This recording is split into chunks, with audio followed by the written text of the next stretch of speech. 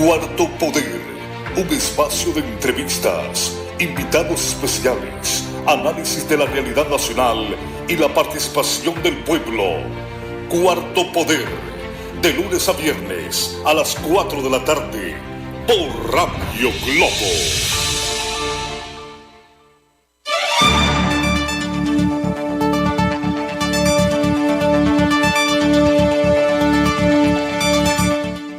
Buenas tardes, sean bienvenidos Cuarto Poder. Gran parte de la información se encuentra en organismos y funcionarios públicos. Esa información pertenece al pueblo, pues ha sido obtenida con dinero de los contribuyentes. El pueblo tiene derecho a saber cómo se toman las decisiones en el Poder Legislativo, las funciones y cómo se aplica la justicia y cómo se administran los fondos públicos. Nos acompaña con la asistencia técnica de Ever García y Cristian Maradiaga, y su servidor Carlos Paz López le saluda.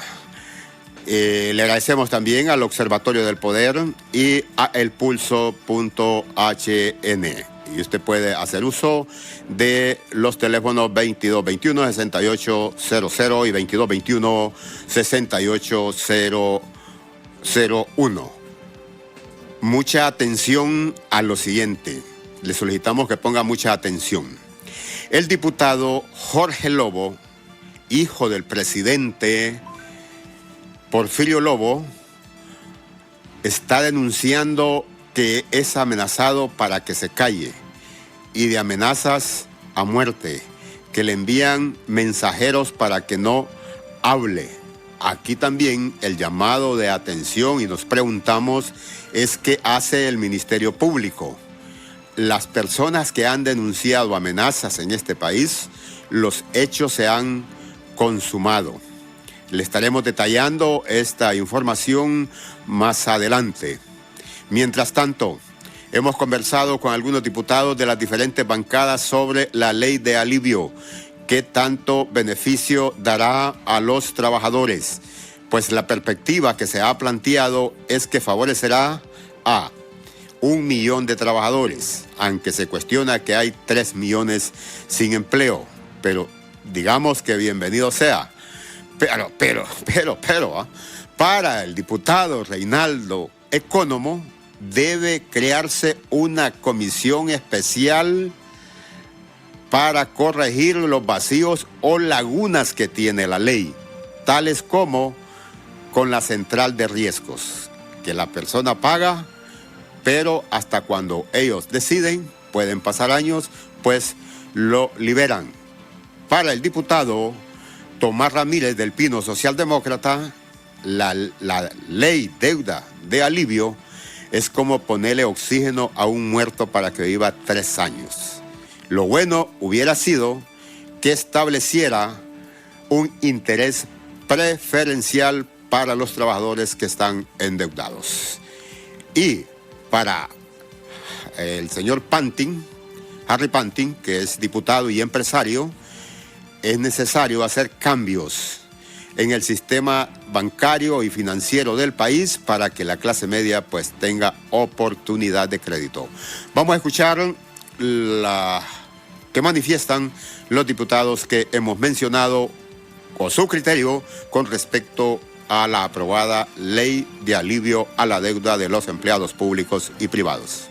Esto debe llegar a una comisión donde los vacíos que se están manifestando se puedan subsanar, porque sí existen 2 o 3, diría más, en los que todavía existen algunas dudas. Pero eso va aparejado también, que la ley funcione, pero que también funcione el tema de la central de riesgo, porque no sirve que usted pague, que a usted se le alivie la deuda y siga en la central de riesgo. Entonces estaríamos haciendo totalmente lo contrario. O sea, necesitamos que la ley vaya aparejado al tema de la central de riesgo. Totalmente de acuerdo. Entonces a ellos tenemos que darles una esperanza concreta, generación de empleo. Porque el que está desempleado no puede pagar deuda. Porque obviamente está desempleado. A ese hay que generar empleo. De tal manera que no solo pensemos en los que hoy están empleados, especialmente en el gobierno, sino en la microempresa, en los emprendedores, que son los mayores. Nosotros pudimos encontrar la necesidad del pueblo de que esta ley se aprobara, a pesar que para nosotros simplemente lo que se hizo fue alargar el término del endeudamiento del trabajador. Si bien es cierto, es un beneficio que va a gozar el trabajador en términos reales a corto tiempo, pero al final el trabajador siempre se va a mantener endeudado, y lo que se hace esta ley es que, para dar un ejemplo, si usted le debe al banco, le debe a un proveedor y le debe a un particular, usted va a poder juntar todas estas deudas y que el banco se lo va a financiar. Pero si anteriormente o actualmente usted de su sueldo solo le quedan 1.000 empiras y gana 10.000 de lo que paga, ahora la ley le va a permitir que le ajunten todas sus deudas, pero le van a alargar su periodo de pago y a usted le van a sobrar 4.000 empiras. Esa es la diferencia, porque no hay mejoramiento en los intereses, lo único que es el tiempo y que se conjunta su deuda. Al final, yo decía, esta ley es prácticamente darle al muerto un poquito de oxígeno para que muera dentro de 2 o 3 años, pero la necesidad que tiene el pueblo hondureño de mejorar sus condiciones económicas es importante, y esta ley le va a mejorar a tener un poquito más de ingreso per cápita en sus bolsillos, para que usted pueda tener ese control de su tasa. Que hubiéramos legislado y que hubiéramos puesto una tasa preferencial a los trabajadores, para decir, por decir un ejemplo, un 16% o un 15%, pero ha quedado abierto de tal manera que la institución bancaria le va a refinanciar su préstamo a una tasa de interés de acuerdo a sus intereses de la institución bancaria o al interés que igualmente le prestó, lo que generará que usted siempre pague más intereses en el término a un tiempo más largo. Es muy buena para todos los asalariados, para todos los trabajadores que hasta el día de hoy se mantienen en condiciones precarias de la deuda, y se les está dando un respiro para que puedan optar y ser nuevamente sujetos de crédito. Honduras necesita algunos cambios en el sistema financiero. Uno de ellos es crear más espacio de la gente de clase media, clase baja, para que pueda accesar y resolver sus problemas. No podemos crear una ley que vaya a crear más problemas, sino más bien a resolver. Uno de los problemas posibles que podría sacar sería un incremento en desempleo, y se trató del tema y le encontramos alguna solución. Afortunadamente salvamos ese tema. Es un alivio, porque si yo no tengo para pagar mis cuentas el día de hoy y aprendí mi lección de lo que puede ser, y me dan más espacio de tiempo y me pueden bajar los intereses, inclusive porque ya soy otra categoría, entonces opto a los intereses más bajos, entonces ya me da más espacio para poder tener una mejor vida y darle a la familia mejor vida y mejor calidad, y más recursos para que puedan disfrutar. Yo creo que en ese sentido esta ley no va dirigida a ellos, y tenemos que seguir trabajando para buscarle solución a ellos, porque el emprendedurismo tuvo un espacio hace unos meses cuando creamos la ley de los microempresarios, y se les dio la oportunidad. En este momento estamos hablando de los asalariados, y hay más espacio que tenemos que llegar. Lo importante es de que los hondureños tengan una... Escuchamos Escuchábamos el criterio que tiene el diputado Reinaldo Economo en su inicio, como también el señor Tomás Ramírez, diputado por el Pino Socialdemócrata, y don Henry Panti. Todos coinciden en que no es tan a cabalidad el alivio, lo que se le extiende es el plazo, que la mejor medida hubiese sido una tasa o un interés preferencial. La interrogante sencilla es ¿por qué se endeuda la persona, el trabajador? ¿Por qué se engarana, que se dice popularmente?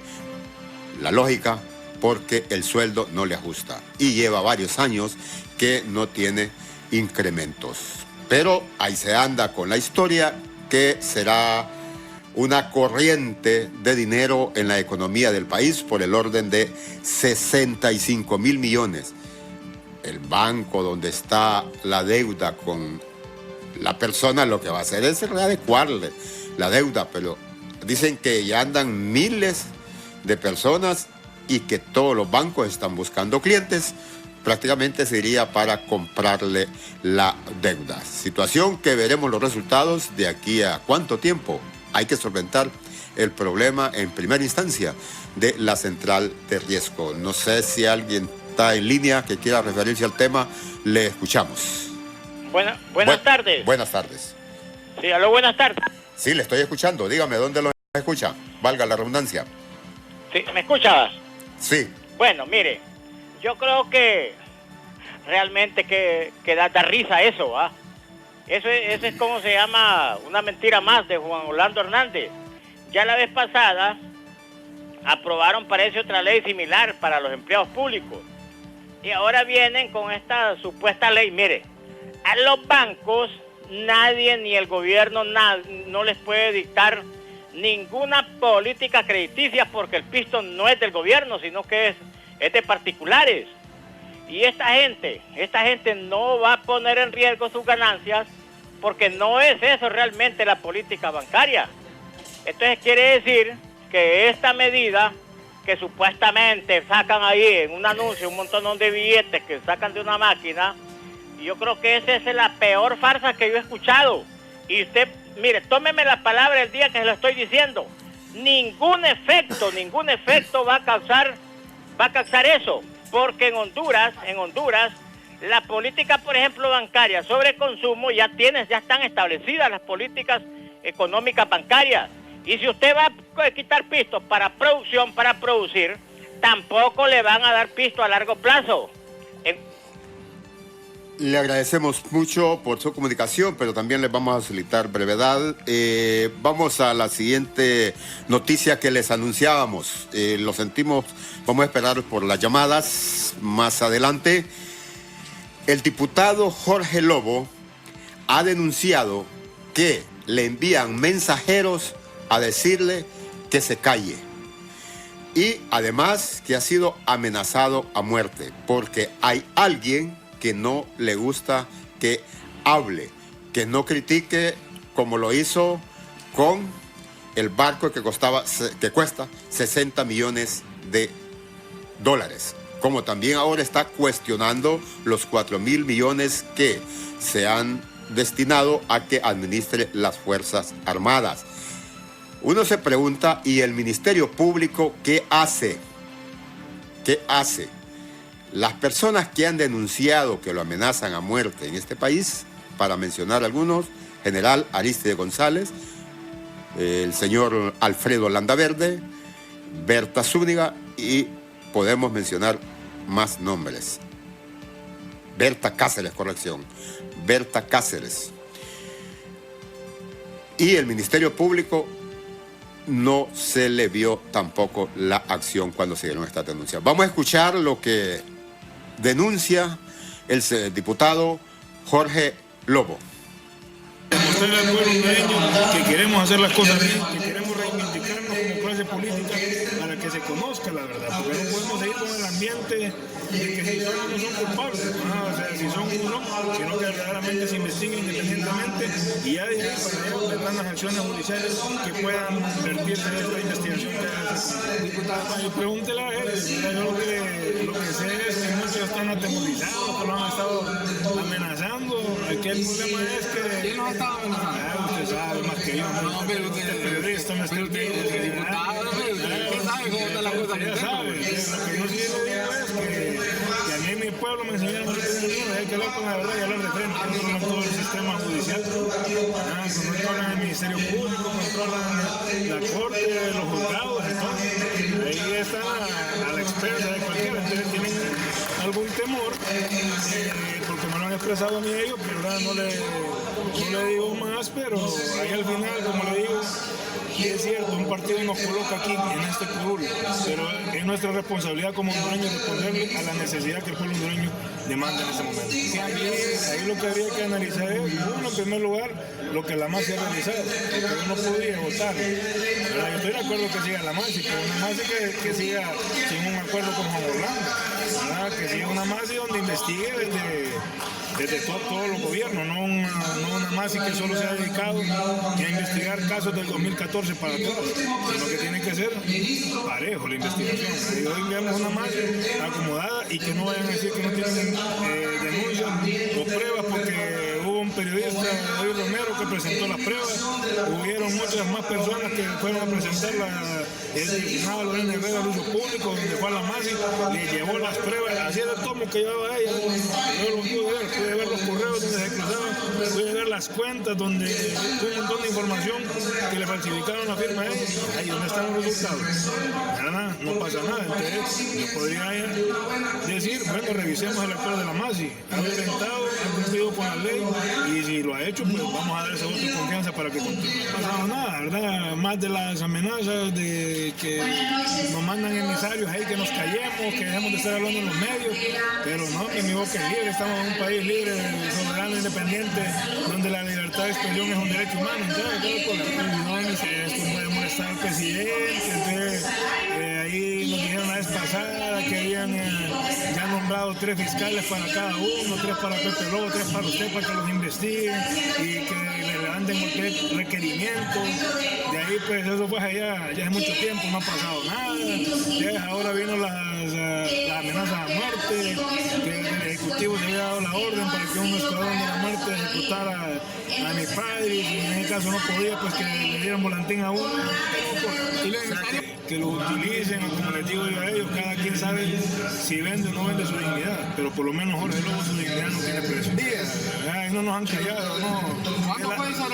La vez pasada nos dijeron, por ejemplo, cuando me dijeron cuando mi papá, el CNA, estaba denunciando que había utilizado fondos de un lado para otro, si hablan todos los presidentes, porque eso es función constitucional.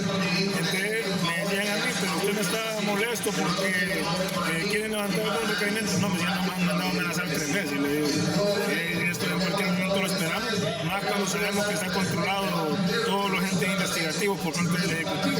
O sea, aquí no hay Estado de Derecho. Aquí estamos claros que la justicia no es independiente. Entonces, aquí cualquier cosa se puede esperar. En general, sobre todo, es que, ¿cuál es el problema que tenés aquí? Tenés un diputado que habla la verdad. No sé si al presidente le gusta que le digan la verdad o le gusta lo que le dicen sus cercanos, ¿verdad? Que le estén diciendo ahí lo que él quiere oír. Yo no le voy a decir lo que él quiere oír, yo le voy a decir lo que siento que está haciendo mal para que corrija. Ahora, si a uno le gusta, yo lo siento. O sea, cuando yo me referí, por ejemplo, a aquel buque que compraron, que costaba $70 millones a Israel solo para darle la mano a Donald Trump, ¿cómo es posible? Le digo yo, siendo yo presidente de la Comisión de Agricultura, siendo un productor, yo sé que con eso pudimos haber irrigado 70,000 manzanas de riego por goteo, que pueden ser 70,000 familias beneficiadas, que eso significaba evitar la migración del campo a la ciudad, porque la gente ya iba a tener una forma como poder producir su tierra, cómo mejorar su calidad de vida. Esas son las cosas que uno dice, pues no estamos en guerra, por lo menos en Honduras que yo vivo, no sé en Honduras que él vive, si estará en guerra allá, ¿va? Pero en la que yo vivo no estamos en guerra. Son cosas que uno critica sanamente, porque siento que estamos mal utilizando los recursos. Es como que a mí me digan que si estoy de acuerdo o no estoy de acuerdo con que las Fuerzas Armadas de Honduras manejen 4,000 millones para el sector agrícola. Dios mío, yo ayer se los dije, yo creí que era broma, sinceramente. Hoy que ya habíamos publicado ese decreto, es una preocupación enorme. Una como productor, ¿verdad? Porque no va a venir a mí alguien que como que me mande a mí, vaya Jorge Lobo, usted que es productor de la tierra, hay una guerra ahorita que tiene que ir a dar las estrategias. ¿Y qué estrategia voy a dar yo? ¿Ah? Si no soy militar, que estoy formado para eso. Cada quien zapatero a sus zapatos. ¿Qué percibe de esa pretensión de asignar a las Fuerzas Armadas para un proyecto millonario de recuperación del agua? Ya perdió la cabeza, ¿sí? Ya no está gobernando. Como le digo, anda como un barco a la deriva. ¿Verdad? Él no sabe qué es lo que está haciendo, porque darle a las Fuerzas Armadas eso es complicada. Las Fuerzas Armadas, señores, la población ha tenido una alta credibilidad. Hoy que están diciendo los productores, que están comprando los militares, eso es lo que están diciendo. O sea, nadie dice que no pueden apoyar. Ellos vienen y se amparan en una colita del artículo 274 de la Constitución, donde dice que las Fuerzas Armadas, a llamado de las instituciones de gobierno, pueden llegar a cooperar, pero no a dirigir. Y entonces, yo les digo, es ético, es moral, que si yo no conozco el tema, si yo no soy un experto en el tema, venga y vaya a dirigir eso. Es moral, puede ser legal, pero no es moral.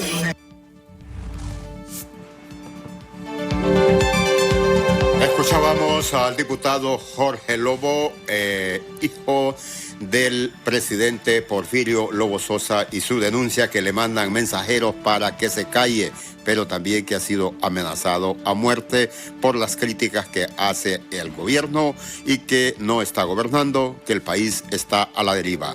Nos acompaña ya acá en estudios el abogado Wilfredo Méndez, defensor de los derechos humanos y precandidato a la presidencia por el Partido Libertad y Refundación. A la presidencia de la República le damos la bienvenida a Cuarto Poder.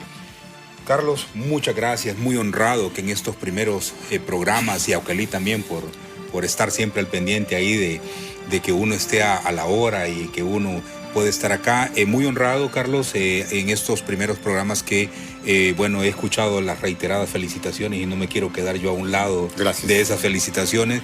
Y yo estoy seguro que tanto por los que están detrás de todo este trabajo y usted pues se va a lograr muchísimo, sobre todo en una democracia que se requiere tener hombres y mujeres valientes. Yo siempre he dicho que ya lo de siempre, lógicamente la capacidad es importante y la honradez, pero usted, Carlos, usted y yo hemos andado en las reivindicaciones por los derechos de nuestro pueblo, ¿verdad? Y hemos visto caer a nuestros compañeros, los hemos tenido que enterrar, ¿verdad? Acudir a esos momentos tan dolorosos para la nación. Sin embargo, ni usted, ni yo, ni Oquelí, ni todo el equipo que está detrás de este proyecto claudicamos. Estamos tratando de siempre presentar algo que eleve el espíritu de nuestro pueblo y me siento por eso muy contento por este proyecto. Gracias al abogado Méndez y estimados oyentes y los que nos ven a través de Facebook, de Radio Globo, el Cuarto Poder. Conversaremos esta tarde con el abogado Méndez sobre los centros penales en el país, que se hizo toda una campaña propagandística de cárcel de máxima seguridad y de una transformación de los centros penales, como también la creación del Instituto Nacional Penitenciario para cambiar las condiciones. Y en el país existe un Consejo Nacional de Seguridad que preside el jefe de Estado, donde se diseñan las políticas de seguridad ciudadana y desde luego la seguridad de los privados de libertad, que es responsabilidad del Estado garantizarles la vida. Sin embargo, sucede todo lo contrario. ¿Qué pasa en los centros penales? Honduras ha sido demandada ante la Corte Interamericana de los Derechos Humanos N veces por asesinatos a arma blanca, con arma de fuego, hasta quemar vivos a los privados de libertad. El abogado Méndez, ¿qué está pasando? Lo que está pasando, Carlos, son varios fenómenos dentro de las cárceles que no logramos superar. Primero, que las cárceles siguen en control de los privados de libertad. Y me refiero de aquellos que han hecho de esta acción de descuido, de colusión de los encargados del sistema de seguridad carcelario, que sencillamente han pactado con ellos también para que ellos continúen en un gobierno interior. Por lo tanto, ahí pueden entrar armas, pueden entrar drogas, pueden entrar cualquier tipo de cosa que ellos quieran, ¿verdad? Ahí hay privilegios establecidos para estos grupos que tienen en una situación de zozobra permanente a otros privados de libertad.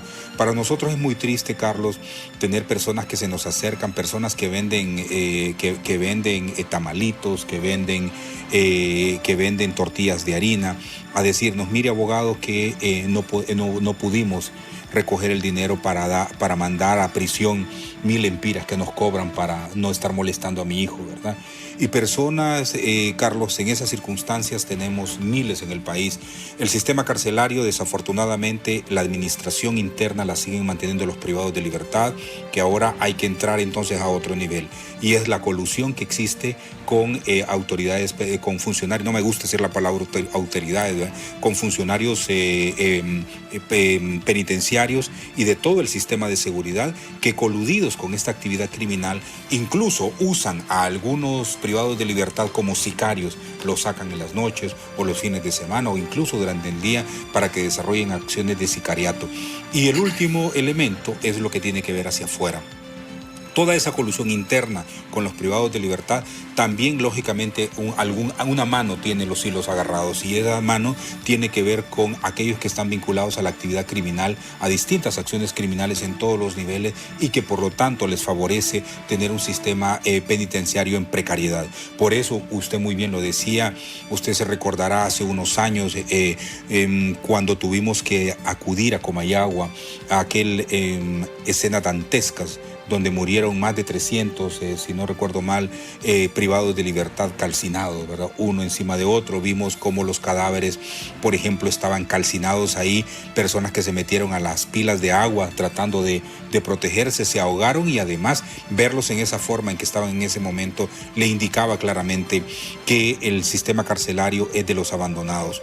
Para terminar esta intervención, Carlos, solo hay que recordarle a la población que en materia de seguridad hay 4 niveles. La dimensión preventiva, la dimensión reactiva, que es sobre todo donde más se concentra el Estado, que es cuando ya se comete el delito hay que reaccionar. Pero en la preventiva, que debería ser la fundamental, el nivel de atención es ínfimo, ¿verdad?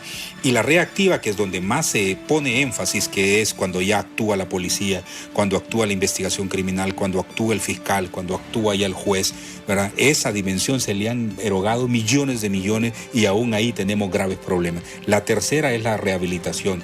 En la rehabilitación, cuando una persona ya es privada de libertad, esa persona se le dan tantos años de cárcel, y esa persona supuestamente, cuando sale del sistema carcelario, debe de salir ya una persona rehabilitada para incorporarse a la sociedad.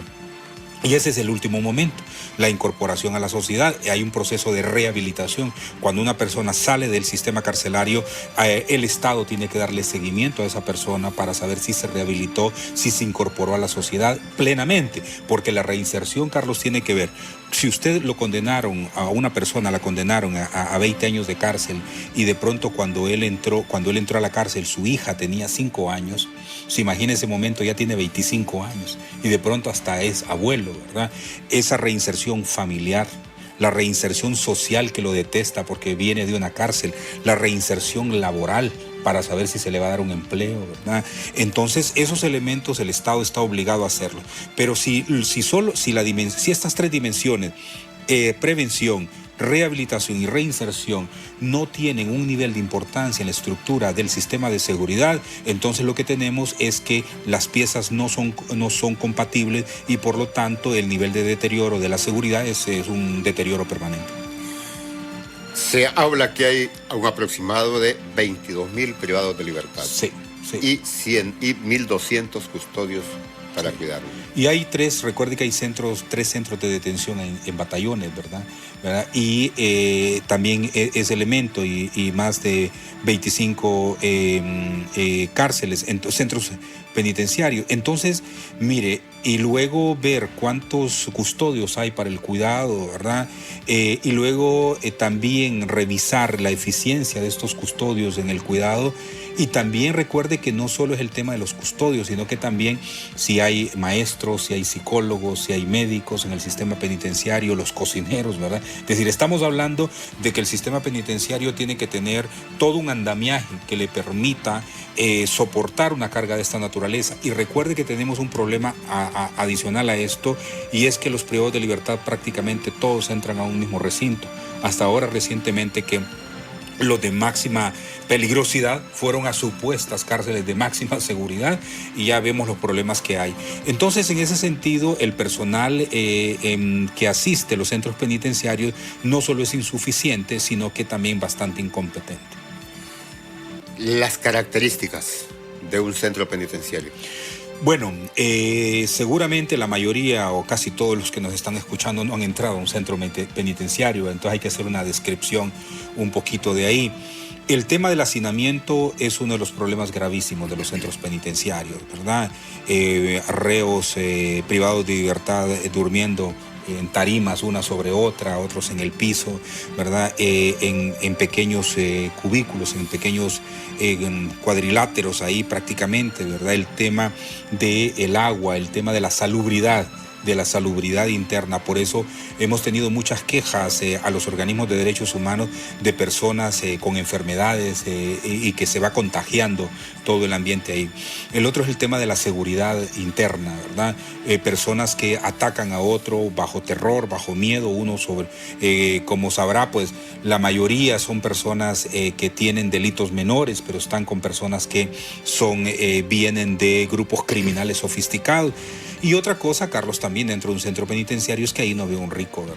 Ahí todos son pobres, ¿verdad? La gente es como la criminalización de la pobreza y uno se pregunta, pero los que tienen al país en esta situación son los millonarios que se construyeron en base al latrocinio y en base a la estafa, en base al despojo de la gente, ¿verdad? Entonces es otra característica de las cárceles nuestras, la precariedad y la pobreza y las características de la criminalización de los más pobres en este país. El compromiso del presidente cuando asumió el poder o cuando andaba incluso en campaña es que las cárceles de Honduras, los centros penitenciarios del país, iban a ser modelo para esa rehabilitación y reinserción. Y cuando se planteó también las famosas cárceles de máxima seguridad, que ya no se les puede llamar así porque ya se ha mencionado que los que gobiernan son los que están ahí pagando su delito. ¿A dónde quedó ese compromiso? Mire, don Carlos, cuando yo escucho eso, es que hay tantas ideas que se le vienen a uno. Yo no sé si usted pudo ver, yo no sé si es Jet Li, a mí me gustan mucho las películas de arte marcial, entonces Jet Li hace una película que se llama El Perro. Es un hombre que creció en violencia, incluso con un collar, y cada vez que lo sueltan es para atacar a otro, para golpear a otro hasta matarlo. Los centros penitenciarios se han convertido en centros donde se tienen personas que las sacan para el sicariato, como le decía al inicio. No hay un interés efectivo en tener una administración en los centros penales que permita que los privados de libertad cumplan su condena como deben hacerla, sino que incluyendo esta administración sobre todo, que ha hecho de los centros penitenciarios experimentos de ratas, de laboratorio, de ratones, como muchos científicos lo hacen, pues no ha existido otra intencionalidad más que tener un sistema penitenciario, un sistema carcelario en precariedad, porque eso los nutre a ellos de sicarios para ejecutar. Por eso la muerte de Magdaleno la pudimos ver en toda su crudeza, don Carlos, pero usted recordará, por ejemplo, a Aníbal Barrow, la forma en que lo mataron al periodista, ¿verdad? Lo cortaron en pedacitos, lo tiraron a los cocodrilos. Es decir, nosotros no lo vimos, por eso es que la gente escuchó después que se había encontrado, pero acá nosotros vimos la crudeza, y esa crudeza es producto de la permisividad de un Estado que se alimenta y que usa más bien a algunos privados de libertad para mantener el terror interno y también para ejercer terror hacia afuera. Las promesas de Juan Orlando Hernández nunca han ido en función de mejorar el sistema penitenciario para los procesos de rehabilitación. Ha ido en función de agrandar las cárceles en la máxima posibilidad que él pueda, para dos cosas. Uno, para generar terror en la sociedad, y dos, para meter en las cárceles de máxima seguridad supuestamente a los enemigos, a aquellos grupos que le hacen competencia en el narcotráfico, en el tráfico de armas, en el tráfico de personas, ¿verdad? Esas son las realidades que vivimos, don Carlos. Realmente nosotros estamos en una selva de proporciones dantescas. Cuando la exposición a la vida que se hace en el país es prácticamente por la fe en Dios es que uno piensa que no está desahuciado completamente, pero aquí, Carlos, el nivel de amenaza, el nivel de asedio por parte del Estado y el nivel de desprecio a la vida humana es una cosa latente ahí. Así es que, ¿qué podemos esperar nosotros de una administración que la vida humana no le importa, pues? Cuando regresemos de una brevísima pausa, ¿existe intención aviesa para concesionar los centros penales que se permita por parte de las autoridades que se cometan asesinato y delitos de cualquier otra naturaleza? Cuando retornemos de una brevísima pausa.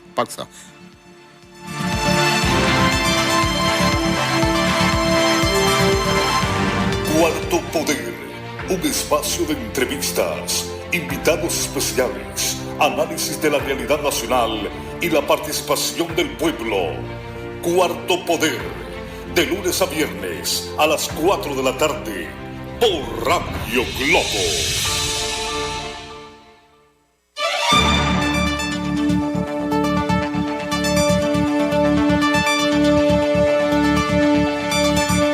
Agradecemos a las personas en el departamento de Islas de la Bahía, Roatán, a los que nos ven y nos escuchan en Progreso, San Pedro Sula, la zona sur, al igual que los que están en la zona de Occidente, en Santa Rosa de Copán. Gracias por escucharnos a través de la frecuencia de Radio Globo y el Facebook Live. Está en Cuarto Poder. Conversamos con el abogado Wilfredo Méndez sobre lo que pasa en los centros penales, y él mencionó otro elemento más. Hasta lo que se conocía, que existe una intención de generar esa deficiencia y esos crímenes en los centros penales, porque la idea aviesa es concesionarlos. Una idea no de ahora. En una ocasión, en el Congreso Nacional de la República, expusieron unos israelitas que eran expertos en cárceles de máxima seguridad. Hasta se propuso que eran actos sostenibles, iban a tener los privados de libertad hasta sueldo. O sea que eso de la concesión, pero también planteaba el abogado Méndez que sacan criminales a cometer los delitos fuera, el sicariato, y por competencia de comercio, para darle algún nombre, o de territorios, como se conoce en el narcotráfico. No es porque solo el comportamiento del criminal quiera asesinar a otro dentro de los centros penales. Sí, sí. Mire, don Carlos, el concesionamiento o la máxima privatización, porque recuerde usted que ha habido un proceso sistemático de privatizar todo lo que es del Estado, ¿verdad? Y al final hemos visto en los hospitales, por ejemplo, cómo el proceso ha ido, le van primero que vamos a concesionar la cocina, cocinar alimentos por un día o a la semana, y así van concesionándole todo, ¿verdad? Hasta que desmembran completamente, invaden completamente el ámbito público, que desde derecho público, de derecho de toda la gente. Es más fácil robar, don Carlos, el tema de la privatización, el tema del concesionamiento. Hacer ese nivel de concesiones significa entonces que ahí se drena dinero del Estado, como los millones que en este momento les cuesta un poco más, pero igual se lo roban, de millones de inversión en el sistema penitenciario. Entonces ya después se les vuelve más fácil ese proceso de poder robar, porque es dinero que directamente entra a ellos para poder mediante algún contrato, usted contrata una alimentación determinada y no sabrá la calidad de esa alimentación, ¿verdad? Y al final aquellos que verifican la calidad tienen un contubernio con estos. Entonces, realmente ese proceso de concesionamiento no va por el hecho de poder mejorar las condiciones de los privados de libertad, ¿verdad? O del acceso a las familias y los demás derechos, sino por el hecho mismo de poder beneficiarse aún más, de poder exprimir más las arcas del Estado. Expresiones que dan autoridades responsables de la seguridad del país, como la siguiente. Este caso del señor Magdaleno, ¿cómo se origina que su cruel asesinato se convierta en un virus, o sea, viral en las redes sociales? ¿Y de dónde sale la información? Del centro penal. Correcto. Y aquí la garantía que ahora ya se sabe que no es, que no iban a entrar armas, que no iban a haber teléfonos, que una serie de compromisos que se asumieron, que ya no iban a pasar en los centros penales, que es todo lo contrario que se está demostrando en corto tiempo. Decir que se sabe o que se investigó que al señor Magdaleno no lo asesinaron por la narcolibreta, pero no saben quién fue el que dio las órdenes para asesinar. Bueno, mire, el asesinato de Magdaleno era parte del esquema creado desde Casa Presidencial para poder enfrentar la crisis que se avecinaba por la sentencia que se iba a dar contra Tony Hernández. Era parte de un esquema muy bien estructurado, muy bien diseñado para poder mantener el control en el país. Un asesinato que no nace de la casualidad, un asesinato muy bien estructurado por el cartel de los Hernández, en colusión, lógicamente, con el sistema de seguridad. Por eso las denuncias que se dieron en distintos momentos, incluyendo hoy, el día de hoy, de la Mesa de Derechos Humanos, hoy la Mesa de Derechos Humanos saca de nuevo un pronunciamiento en el que señala directamente cómo el proceso de asedio, no solo contra los líderes políticos y sociales, se van a continuar profundizando, sino contra aquellos que son parte del estorbo al cartel que en este momento controla el país. En ese sentido, entonces, un asesinato como el de Magdaleno, con toda la barbaridad con la que nuestros ojos pudieron presenciar eso, era el doble mensaje, ¿verdad? Uno que tenía que ver con el pensamiento colectivo, con el miedo y el terror que hay que difundir a las masas, a la colectividad, y otro con el hecho de decir, vamos a eliminar a cualquier otro criminal que quiera causar, porque ya no es ni cuestión de competencia, don Carlos, es una cuestión de ponernos en precario. Que quiera brindar información va a morir. Entonces, por eso es que al final nosotros confirmamos lo que muchos capos del narcotráfico están en Estados Unidos. Prefirieron irse para allá para que, aunque la condena sea perpetua, pero ellos su vida la garantizaban porque en este país no la podían garantizar. O sea, el propósito de haber difundido el mensaje es crear terror. Es crear terror, el miedo colectivo, la desmovilización. Mire, don Carlos, aquí hay varios elementos en la falta de la salida de gente a las calles. No solo tiene que ver con un liderazgo deteriorado del movimiento político y el movimiento social. El presidente Zelaya, como coordinador del LIBRE, el don Salvador Narrala como coordinador del PAC, don Luis Zelaya como presidente del Partido Liberal, tienen un gran desafío para poder de nuevo generar confianza en la gente y que salga a las calles. No hay duda que hay un nivel de tristeza de la gente por la cual no quiere acudir a la calle, pero el otro elemento tiene que ver con este tema de terror y de miedo que ellos generan con un campo muy bien estudiado de la materia para poder implantar ese miedo y terror en el país. Le comunicamos a nuestros oyentes y a los que nos ven a través de Facebook, puede hacer uso de nuestras líneas telefónicas, el 2221-6800, 2221-6801. Las cárceles en el país son un peligro para los privados de libertad, pero también para la sociedad que está fuera. Eso es lo que estamos viendo. Eso es lo que estamos viendo y no solo tiene que tratarse de esa forma, don Carlos, también, sino que tiene también que ver con la corrupción generalizada del Estado. Son millones de lempiras, que se justifican por el discurso oficial que se invierten en las cárceles. Al momento de la rendición de cuenta, de la verificación, usted verifica que no es cierto.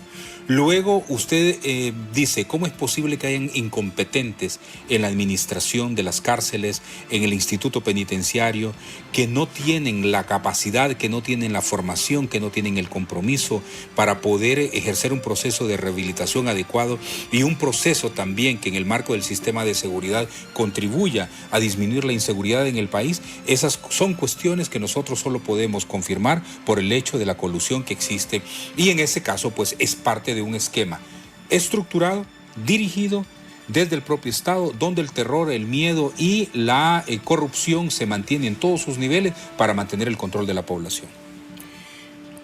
Si bien la responsabilidad de la seguridad de la persona al interior del centro penal es del Poder Ejecutivo, pero ¿qué responsabilidad asume la justicia, Ministerio Público, que son los que condenan al que cometió el delito?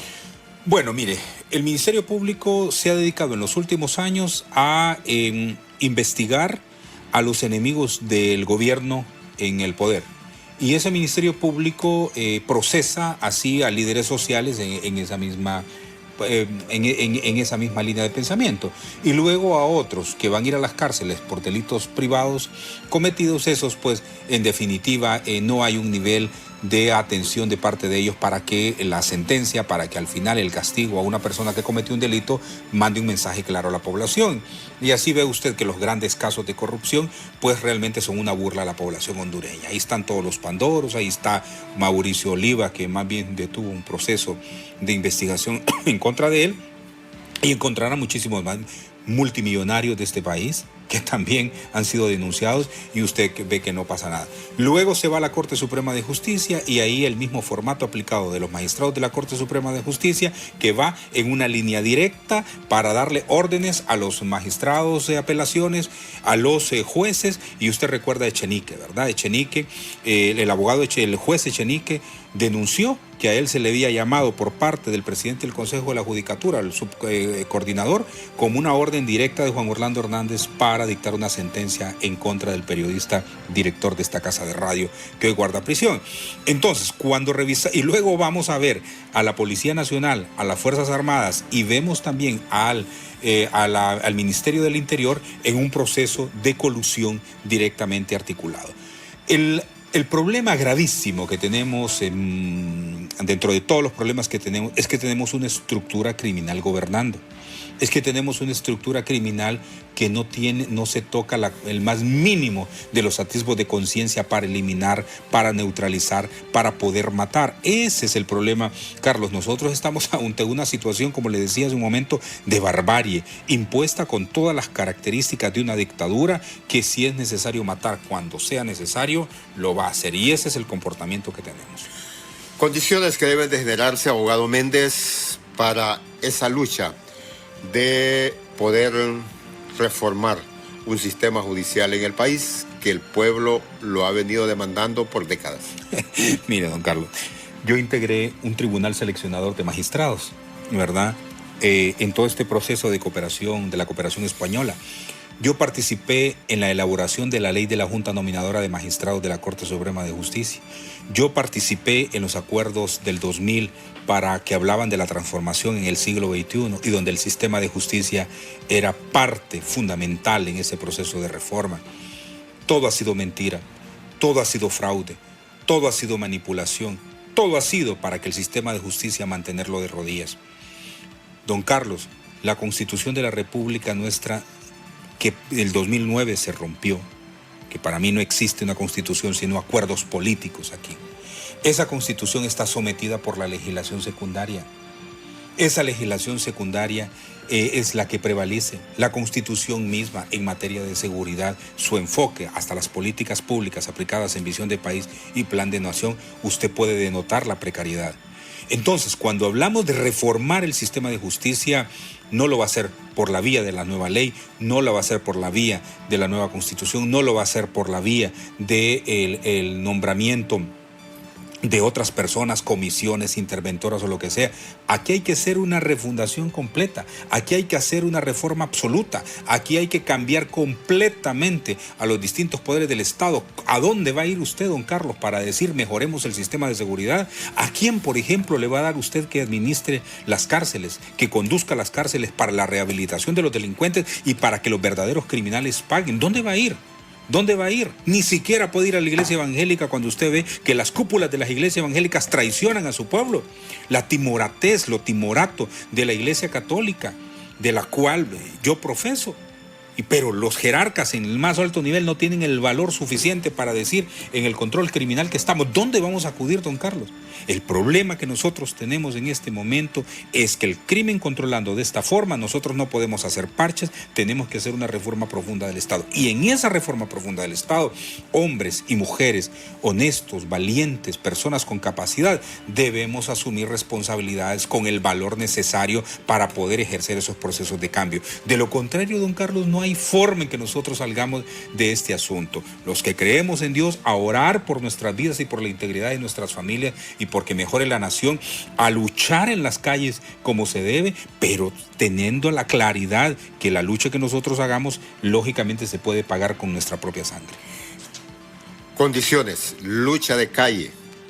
Bueno, la lucha ha sido permanente quizás los últimos 10 años. Correcto, de acuerdo. Casi todos los años sí, señor. Hay un levantamiento, una insubordinación, se puede decir, al sistema, al orden establecido, buscando reivindicaciones de diferente naturaleza, pero son espontáneos y luego bajan la guardia, como que se olvida la cosa. Mire, don Carlos, usted conoce muy bien eso, ¿verdad? Yo creo que me lo pregunta para que sea yo el que lo diga. Pero usted mira, hemos caminado juntos, ¿verdad? Y hemos sufrido juntos en las calles. Hemos enfrentado las hordas militares y policiales. Y a nuestro lado van compañeros y compañeras de los barrios más pobres, ¿verdad, don Carlos? Que sacrifican su trabajo, que se levantan de mañana. Yo siempre durante el 2009 caminé con un sastre, me lo encontraba de vez en cuando, ahora lo encuentro. Y él me decía, mire Will, yo me levanto de mañanita a las 2 de la mañana, medio duermo, para poder a las 5 de la mañana dejar mis trabajos hechos. Porque a las 8, 7 de la mañana él estaba en las tomas, ¿verdad? Y esa constancia, don Carlos, uno no podía obviarla. Un pueblo soportando hambre, que no tiene comida que llevar a su casa, que amanece en una cárcel golpeado, torturado, que le persiguen a su hijo, sus hijas, y luego ver que nosotros a 10 años, Carlos, continuamos en la lucha en las calles, es casi inhumano, ¿verdad? Es decir, nosotros a los compañeros continuemos en la calle. Don Carlos, nosotros tenemos la suerte de llevar comida a nuestras casas, ¿verdad? Y con las dificultades que podamos tener, pero hay gente, don Carlos, que pasa días sin comer, ¿verdad? Entonces, yo creo, don Carlos, que la lucha ha sido muy importante. Yo creo que la inspiración no debe bajarse, que la esperanza no debe bajarse, pero la gente necesita dar pasos en firme, ¿verdad? Hemos estado 10 años, como usted muy bien dice, en la calle, pero estas acciones deben ser contundentes. Por eso, este hombre, esta dictadura, no solo Juan Orlando, sino lo que él representa, no debe de continuar, don Carlos. Y ese debe ser el propósito. O lo bajamos de una u otra forma, pero ese hombre no debe estar ahí, porque el daño causado a la nación es por todos los ámbitos. Mire, no solo se conformaron con hacerse de los millones de millones mediante el narcotráfico, sino que tuvieron que hacer un desfalco de todas las instituciones del Estado. Esos desalmados no pueden continuar en la administración pública. Y ahí la clase política, el grupo político, los equipos políticos, hay una enorme responsabilidad por ser consecuentes en esa toma de decisiones. Llegamos al final de Cuarto Poder. Creo que queda un minuto. Abogado Méndez, sabemos que es aspirante a la presidencia por el Partido Libertad y Refundación Libre, para despedirse. Muchas gracias, don Carlos.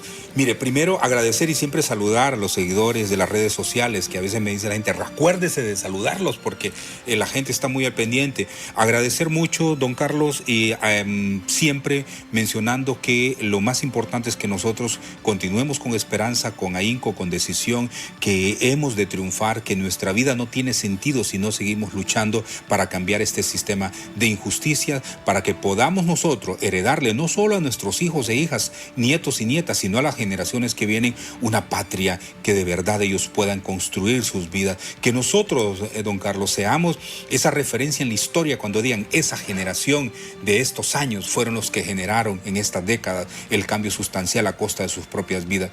Dios, Carlos, nos ha permitido a nosotros estar en este momento de la historia de la vida, donde nos permite ser protagonistas del cambio.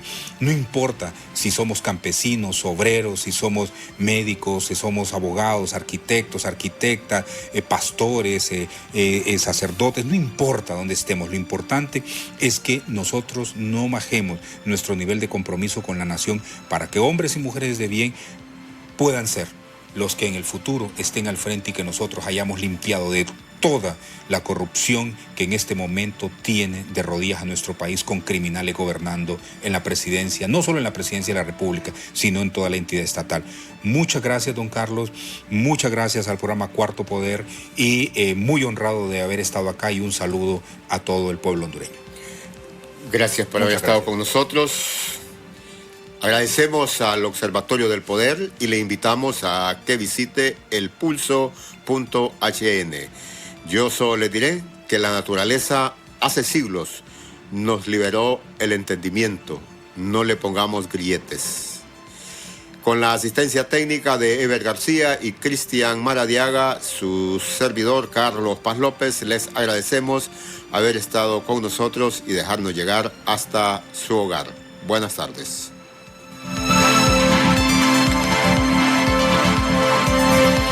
El Observatorio del Poder y el Pulso.hn presentó Cuarto Poder. El Observatorio del Poder y el Pulso.hn presentó Cuarto Poder.